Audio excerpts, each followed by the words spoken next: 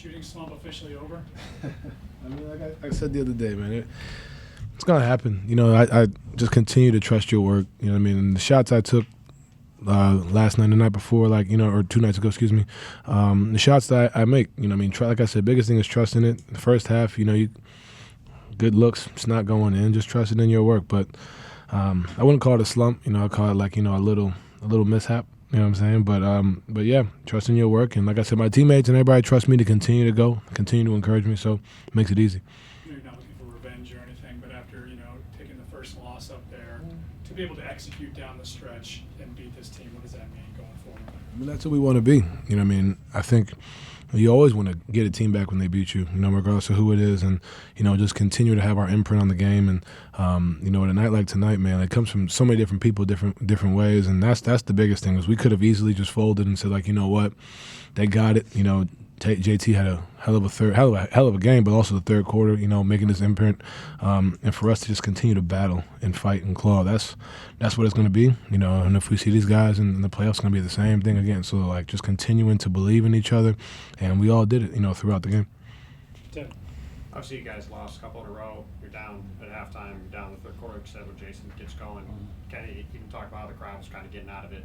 What sort of allowed you to be able to draw the team back in the game, and how important was it to respond both to last week's loss and also the last couple of games to come back? Well, I mean, I think that just speaks to the growth of our group. You know what I mean? I think, you go back when I first got here, obviously we're younger, we're not as familiar with each other. You kind of, fold in those situations, and not just that you want to, it's just like the inexperience. And now when you're growing and continue to build with the team, when you go through moments, that third quarter kind of felt like game 3, when it was I was just watching it too, to be honest. They went from 2-point game, we had 48 points, and it was 71-48 within 4 minutes. And we didn't respond. They made a run, we didn't respond. So that, you're just seeing the growth, and that's the biggest thing I feel like is for us, just continuing to build. Like I've been telling you, if we continue to grow and continue to learn from these different things, that's really what it's about, and that's what tonight was. You know what I mean? Like you said, we could have easily been all right, we're turning the ball over, different things, not getting stops. Offense kind of boggled down. But who are we when we're hit adversity? And that's what I've been saying. It's great to learn through these wins, but when we face adversity, who are we going to be? And, that's what you're continuously seeing from this group. We've been tried in games and different things, and so I'm proud of the way we fought. Kenny talked before the game, but I want to see what you guys would do when you didn't hit shots. Obviously, you guys have been hitting a ton of shots to start the year. Does it mean any more, especially playing a team like this, to struggle like you guys did offensively for a lot of the night and still find a way to get I think that's part of the learning, the learning that I'm talking about is just being able to respond. The shots aren't always going to go in. The teams are going to score. How do we react and how do we continue? I feel like that's been the and even if, like I said, even if the game got scrambled and we lost at the last second, tonight, the fact that we did what we did throughout the whole game, that's a building block for me. That's kind of where we're all judging it. It's great, like I said, it's always great to come back and win this game, but just continuing to learn and from your mistakes, and that's what you're seeing from us as a whole. It's not just one individual either, which is great. One of the things Kenny mentioned about you after today was that your demeanor just kind of doesn't change in these moments. They just sort of stay even keel, and the coaches even said go up and down.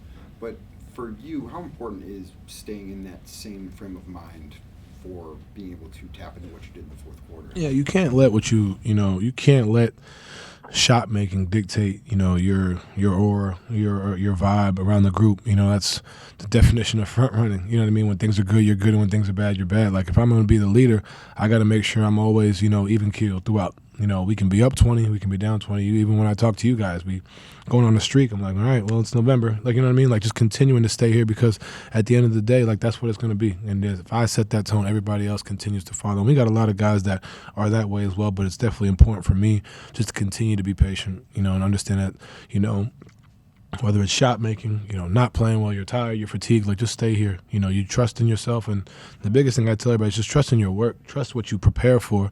So when you get into these moments, you're not looking, you're not searching. I've been more tired than I was tonight, in the summertime. You're mentally okay. I've missed more shots in the summertime. I had to run more sprints, you know what I mean? So understanding that you're good, just continue to do the right things and go about the game the right way, and you'll be rewarded. There were several possessions in the fourth quarter where Boston actively sought out Darius to get him switched on to Tatum. What did you think of the way Darius played defensively down the stretch? Phenomenal. I think we live. We when you watch the game as, a fan, you kind of see the guy maybe scoring in the 2-point range, but at the end of the day, they're a 3-point shooting team. If they're taking tough contested twos and he's continuing to, body him and make it tough, like we live. It's the NBA. Guys are going to hit shots. I think for him, taking that challenge, continuously and not really hanging his head, being like, look, I'm here. And then when getting stops when it's needed. I think that's part of that growth that I'm talking about, is like understanding that, all right, bet I'm going to take this challenge. Yeah, you may hit a few, but like at the end of the day, no, like I'm here. He got stops when needed, even in the first half, bodying, staying home, not flopping. And it also helps when you don't lose 15 to 20 pounds throughout the season. So now you're built for it. And he's putting the work in and you're seeing it. And I think that's what we all respect. That's the biggest thing. It rubs off on everybody else. When you talk about Isaac Okoro, we all know what he's able to do on the defensive end. But when he's able to knock down shots, we look back to the last playoffs and what he wasn't able to do. If he's able to knock down these shots consistently as he's done this season, how good can this team be and how impactful is he on that end of the floor? Yeah, big time. If teams want to leave you open, you make the right play, you knock it down. Like I said, he's another guy. He's in the gym every night. He's in the gym every morning, working on his 3-point shot. To then you get to a number where he's shooting 39% last year, whatever it was. And obviously in the playoffs he didn't shoot the way he wanted to, but we trust him and he trusts in himself. But the biggest thing that I'm happy with, and I think we're all happy with, is the end of the game.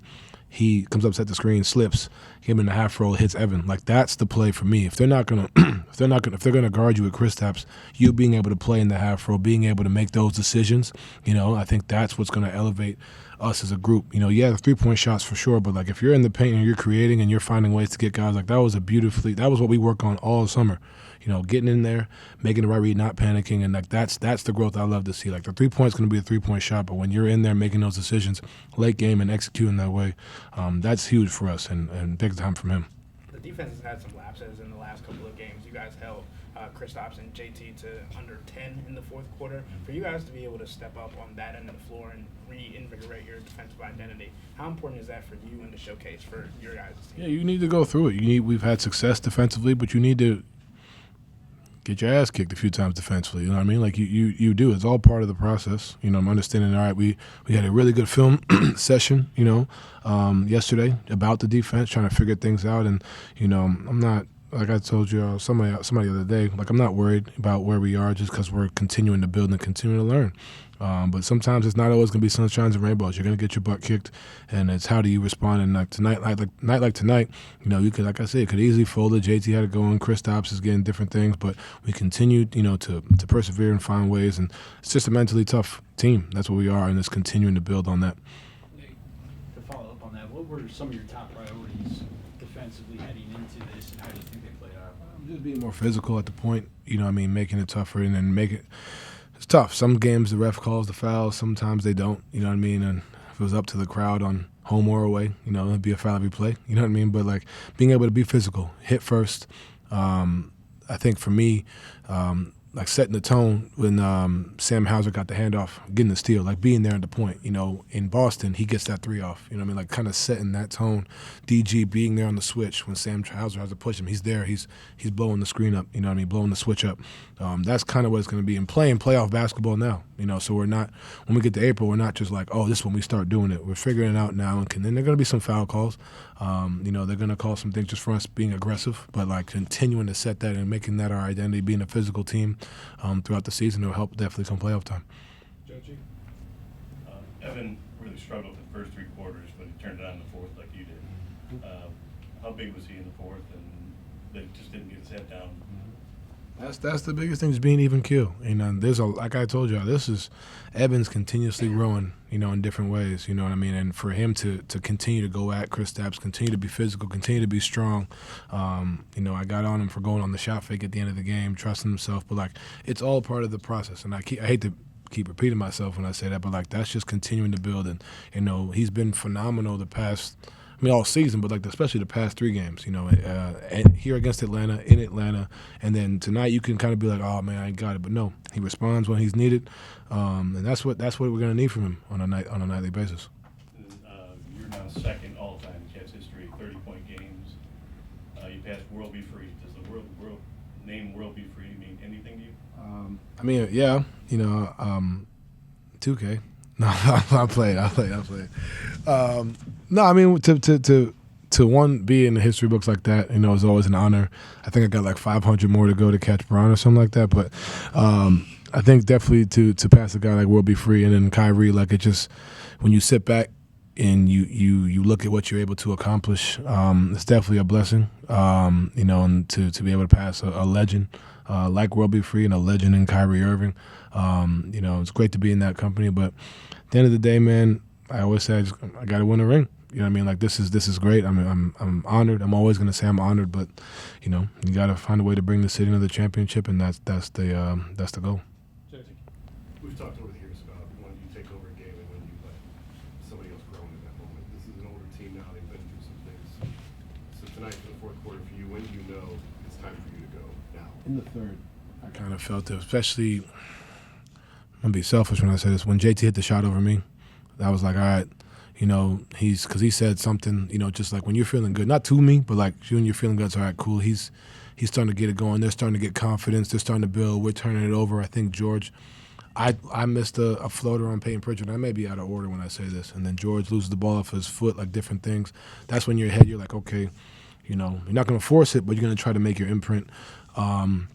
And I really, in the third, I was just waiting, just trying to figure out where to go because you're not trying to, it's a fine line, not trying to go hero mode, for 15 straight minutes, but like also being like, okay, trying to figure it out. So then when the start of the fourth came, you kind of, that initial burst, like, all right, bet, then make an impact and see what happens. And then also coming out and trusting that the guys are going to continue to do what's necessary to shrink the lead. And then when I come back in, kind of being like, all right, give me the ball, like it's time to go. And I was just telling somebody, like, shots may not fall. I may go 0 for 6, you know what I mean? But understanding that you have to find a way to be like, all right, I'm going to be aggressive right here, get to my spots. And if we go out, I'm going to go out like this. And that's what tonight was.